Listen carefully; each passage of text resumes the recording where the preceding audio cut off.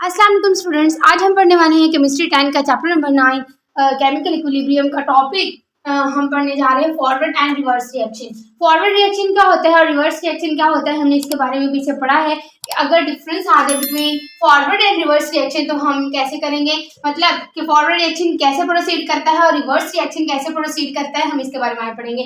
Forward reaction जो होता है वो कौन सा रिएक्शन, अब in the reaction when the reactant reacted to form product they form forward reaction, they proceed in forward direction। तो इस रिएक्शन को हम कहेंगे फॉरवर्ड रिएक्शन, जिसमें रिएक्टेंट रिएक्ट करते हैं और प्रोडक्ट में चेंज हो जाते हैं, उस रिएक्शन को हम कहते हैं फॉरवर्ड रिएक्शन। फॉर एग्जांपल हमारे पास कैल्शियम ऑक्साइड है और कार्बन डाइऑक्साइड है, ये आपस में रिएक्ट कर रहे हैं और किस में कन्वर्ट हो रहे हैं, product which is calcium carbonate. तो रिएक्टेंट कौन से हैं, कैल्शियम ऑक्साइड और साथ में कार्बन डाइऑक्साइड रिएक्टेंट के तौर पे एक्ट कर रहे हैं और calcium carbonate as a product है इसमें। तो ये कौन सा रिएक्शन प्रोसीड हुआ, फॉरवर्ड, और ये हमेशा रिएक्शन लेफ्ट से राइट की तरफ मूव करता है जो कि कहलाता है फॉरवर्ड रिएक्शन।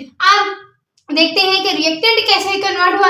अब ग्राफिकली हम रिप्रेजेंट इसकी डायरेक्शन देखेंगे और हम इसके रेट देखते हैं। अब एट इनिशियल स्टेज जब स्टार्ट होता है रिएक्शन तो क्या होता है, rate of the forward reaction is very fast but with the passage of the time it gradually slow down। ये एक ग्राफ हमें ग्राफिकली रिप्रेजेंटेशन है किसी भी रिएक्शन की। यहाँ पे हमारे पास जैसे ही टाइम बढ़ रहा है तो रिएक्टेंट जो हमारे पास है कैल्शियम ऑक्साइड और कार्बन डाइऑक्साइड, ये आपस में रिएक्ट कर रहे हैं। पहले तो इनका रेट बहुत हाई है, ठीक है, इनका रेट हाई है। जैसे ही with the passage of the time, यानी अब 1 मिनट बाद, 2 मिनट बाद, 3 मिनट बाद, 4 और 5 मिनट बाद ये ग्रेजुअली स्लोज डाउन, यानी फर्स्ट पहले मिनट में बहुत ज्यादा इसका हाई रेट था, जैसे ही टाइम बढ़ा है तो क्या हुआ हमारे पास, ये ग्रेजुअली स्लोज डाउन। तो ये जो फॉरवर्ड रिएक्शन है, ठीक है। अब हम मूव करते हैं रिवर्स रिएक्शन की तरफ, ठीक है।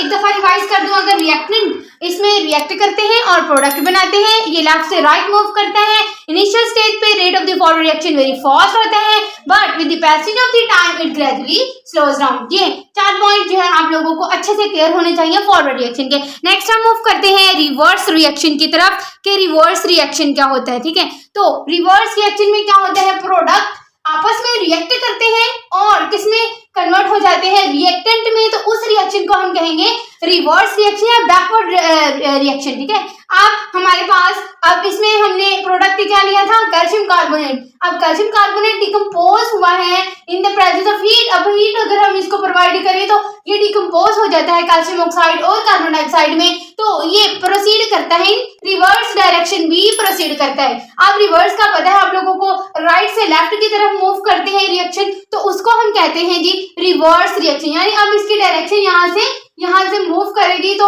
यानी मैंने इसको शो वैसे किया है लेकिन इसकी डायरेक्शन हमेशा राइट से लेफ्ट की तरफ मूव करती है। अब इसमें ये एज अ प्रोडक्ट है और ये रिएक्टेंट में कन्वर्ट हो गए हैं इन द रिवर्स रिएक्शन। अब जैसे हम स्टार्ट करते हैं रिएक्शन, बिगिनिंग में तो रेट बहुत ज्यादा नेग्लिजिबल होता है, बिल्कुल पता नहीं चलता कि आगे जाके हमें क्या इसके रिजल्ट्स मिलेंगे या नहीं मिलेंगे। तो जैसे जो है थोड़ा सा टाइम पैसेज होता है, टाइम पास होता है, तो इट ग्रेजुअली स्पीड्स अप, ये स्पीड अप कर देता है रिवर्स रिएक्शन और जो है वो ग्रेजुअली यानी हमारे पास जो उसके प्रोडक्ट हैं वो मिलना स्टार्ट हो जाते हैं, ठीक है। तो ये वाले अब ग्राफिकल रिप्रेजेंटेशन हमें शो करें, यहाँ हमने रेट रखा है, यहाँ पे हमने क्या रखा, टाइम रखा, ठीक है। इंडिपेंडेंट होता है इसलिए हमने इसको एक्स एक्सिस पे रखा और इसको वाई एक्सिस पे। अब हमने देखा जैसे ही टाइम बढ़ रहा है तो रेट क्या कर रहा है, बढ़ रहा है, rate of the reverse reaction. यहाँ पे पीछे हमने देखा था rate of forward reaction gradually slows down, ये स्पीड अप कर रहा है, ये स्पीड अप हो रहा है, ठीक है।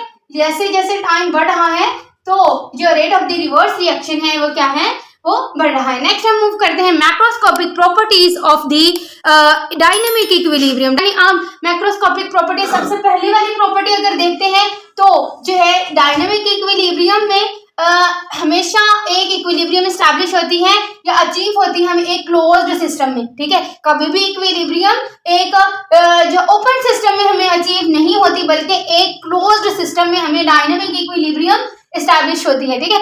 तो जो हमने एक क्लोज्ड लिया है फ्लास्क, उसमें हमने कैल्शियम ऑक्साइड और कार्बन डाइऑक्साइड ऐड किया और जिसमें जो के कन्वर्ट हुए कैल्शियम कार्बोनेट के अंदर हमने ऊपर से लिड कवर किया है, ना कोई इसमें इंटर हो रहा है पार्टिकल और ना ही यहाँ से कोई लीव कर रहा है, यानी एक क्लोज सिस्टम है तो यहाँ पे डायनेमिक इक्विलिब्रियम क्या कर सकती है, एस्टैब्लिश हो सकती है, अचीव हो सकती है।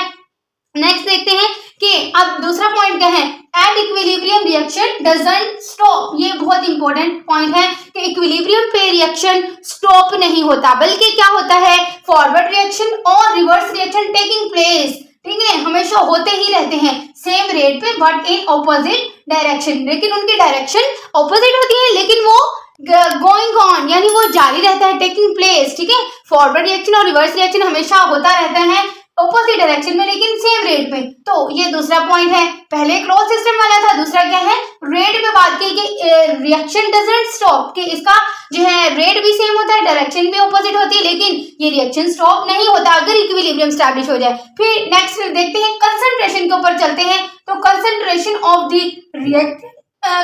Reactant and product doesn't change, यानी जो एक दफा रिएक्शन जब प्रोसीड होना स्टार्ट हो गया यानी वो इक्विलिब्रियम पे चला गया है, तो इसकी कंसंट्रेशन ना तो कम हो सकती है ना ही ज्यादा हो सकती है, ठीक है, ना ही इसकी फिजिकल प्रॉपर्टीज चेंज हो सकती हैं, यानी वो अब स्टार्ट हो गया है होना, अब उसका सेम रेट हो गया है, उसकी ना तो कलर चेंज होगा ना डेंसिटी चेंज होगी, ठीक है। अगर इक्विलिब्रियम की यही कैरेक्टरिस्टिक है ना, कंसंट्रेशन भी चेंज नहीं होती, उसकी फिजिकल प्रॉपर्टीज भी चेंज नहीं होती, वो रिएक्शन भी स्टॉप नहीं होता, वो अचीवेबल भी होता ही ना क्लोज सिस्टम।